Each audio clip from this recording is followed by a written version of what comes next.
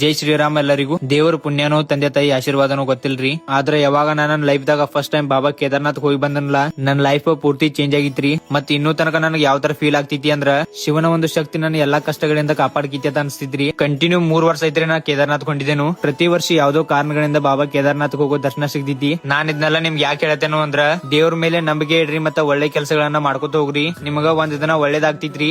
ಮತ್ತಲ್ದ್ರ ನಾವು ಮನಿ ಕಟ್ಬೇಕಂತ ಪ್ಲಾನ್ ಮಾಡಿದ್ವಿ ನೋಡ್ರಿ. ಪ್ಲಾನ್ ಮಾಡ್ಕೊಳ್ಳಿದ್ರೆ ಎಲ್ಲ ಬಜೆಟ್ ಎಲ್ಲ ತೆಗಿತ್ರಿ 25 ಲಕ್ಷ ರೂಪಾಯಿ ಉಂಟು.